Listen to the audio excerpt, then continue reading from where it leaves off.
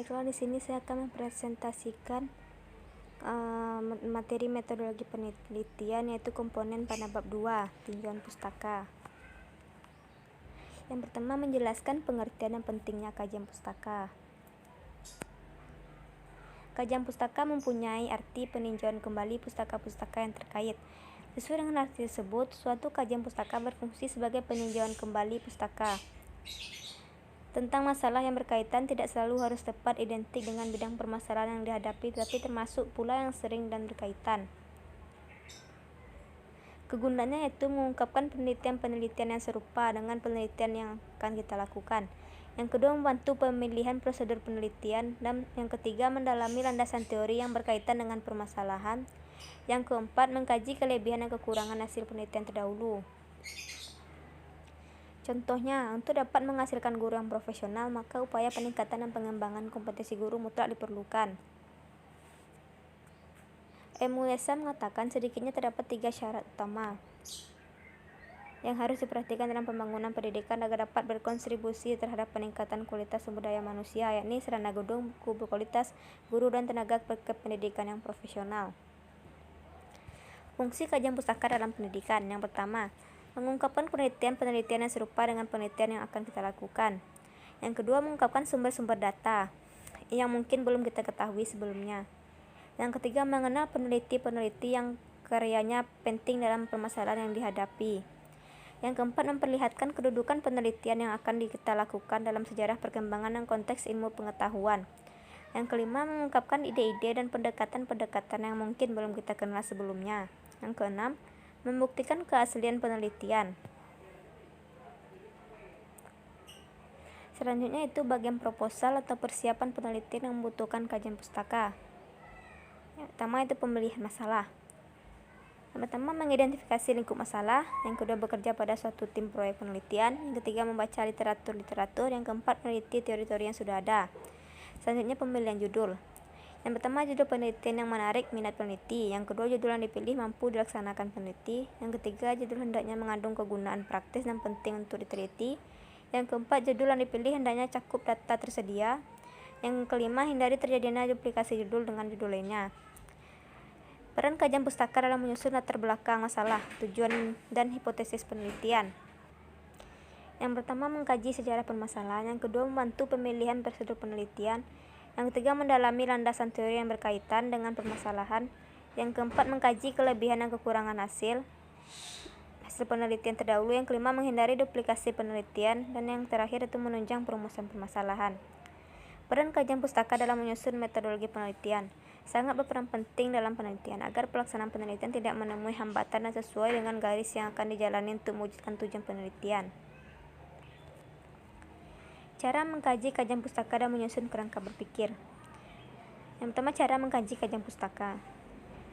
Mulailah dengan mengidentifikasi kata kunci topik penelitian untuk mencari materi, membaca abstrak laporan-laporan hasil penelitian yang relevan, membuat catatan hasil bacaan dengan cara membuat peta literatur, membuat ringkasan literatur secara lengkap, membuat kajian pustaka dengan menyusun secara sistematis. Pada akhir kajian pustaka, kemukakan pandangan umum tentang topik penelitian. Yang kedua, cara menyusun kerangka berpikir. Menentukan variabel yang akan diteliti, membaca buku serta hasil penelitian, deskripsi teori dan hasil penelitian, analisis kritis mengenai teori serta hasil penelitian, analisis komparatif mengenai teori dan hasil penelitian, sintesa kesimpulan, kerangka berpikir, dan hipotesis. Kerangka berpikir yang baik memuat hal-hal sebagai berikut. Yang pertama, variabel-variabel yang akan diteliti harus dijelaskan. Yang kedua, kerangka berpikir harus dapat menjelaskan dan menunjukkan pertautan atau hubungan antara variabel yang diteliti serta ada teori yang mendasari. Yang ketiga, kerangka berpikir harus menunjukkan dan menjelaskan apakah hubungan antar variabel itu positif atau negatif. Yang keempat, kerangka berpikir tersebut selanjutnya perlu dinyatakan dalam bentuk diagram, sehingga pihak lain dapat memahami kerangka berpikir dan dikemukakan dalam penelitian. Selanjutnya itu aturan pengutipan. Yang pertama, body note atau catatan tubuh. Catatan tubuh menyatu dengan naskah, hanya ditandai dengan kurung buka dan kurung tutup. Catatan tubuh memuat nama belakang penulis, tahun terbit buku, dan halaman yang dikutip. Contohnya, nama penulis adalah Arthur Asa Barger, maka cukup ditulis Barger. Yang kedua, nama penulis Jalaluddin Rahmat, maka cukup ditulis Rahmat. Terdapat dua cara menulis catatan tubuh. Nama penulis, tahun terbit, dan halaman berada dalam tanda kurung, ditempatkan setelah selesainya sebuah kutipan. Jika kutipan ini merupakan akhir kalimat, maka tanda titik ditempatkan setelah kutipan. Selanjutnya itu footnote atau catatan kaki. Catatan kaki dicantumkan di bagian bawah halaman, dipisahkan dengan naskah skripsi oleh sebuah garis. Nomor catatan kaki ditulis secara urut pada setiap bab mulai dari nomor 1. Catatan kaki ditulis dengan 1 spasi. Pilihan huruf dalam catatan kaki harus sama dengan pilihan huruf dalam naskah skripsi. Hanya ukurannya lebih kecil, yaitu Times New Roman size 10, Arial size 9, Tahoma size 9. Baris pertama catatan kaki menjorok ke dalam sebanyak 7 karakter. Judul buku dalam catatan kaki ditulis miring. Nama pengarang dalam catatan kaki ditulis lengkap. Selanjutnya itu endnote, catatan akhir. Catatan akhir dicantumkan di bagian bawah halaman, dipisahkan dengan naskah skripsi oleh sebuah garis.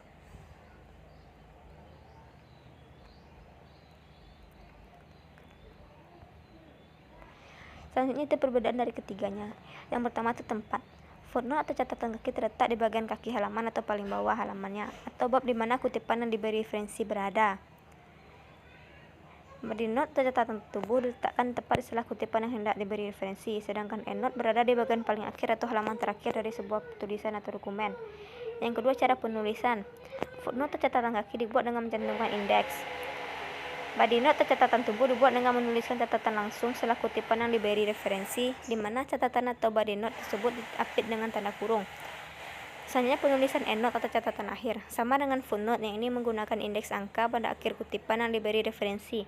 Hanya saja letak keterangannya pada di akhir tulisan atau dokumen. Di sini kita bisa melihat contoh dari body note, footnote, dan endnote.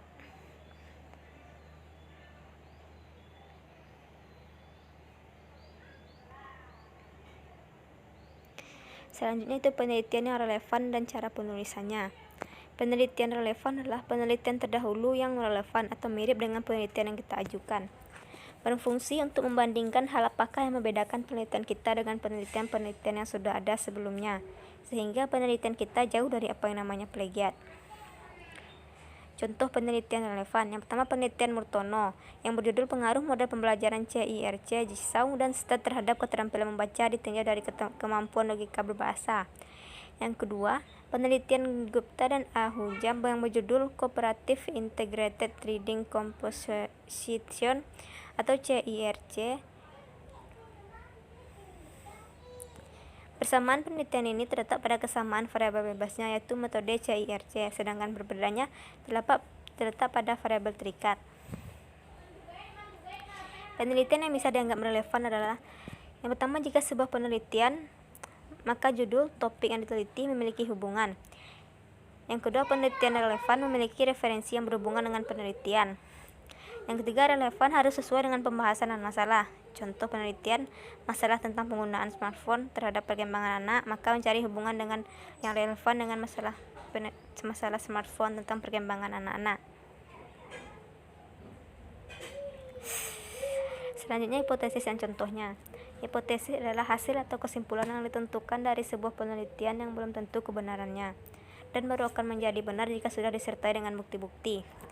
Jenis-jenis hipotesis. Yang pertama, hipotesis penelitian. Yang kedua, hipotesis dilihat dari kategori rumusannya. Yang ketiga, jenis hipotesis yang dilihat dari keluasan atau lengkap variabel yang diuji. Sugiono menjelaskan bahwa dalam menaksir populasi berdasarkan data sampel, kemungkinan akan terdapat dua kesalahan, yaitu yang pertama, kesalahan tipe 1 adalah suatu kesalahan bila menolak hipotesis 0 HO yang benar seharusnya diterima. Dalam hal ini tingkat kesalahan dinyatakan dengan alfa. Yang kedua, kesalahan tipe 2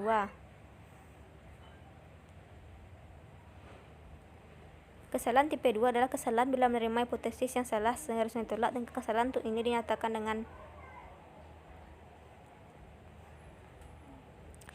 contoh hipotesis penelitian. Yang satu, pernyataan jika dan maka. Yang kedua, hipotesis non dan alternatif. Yang ketiga, hipotesa direksional dan non direksional.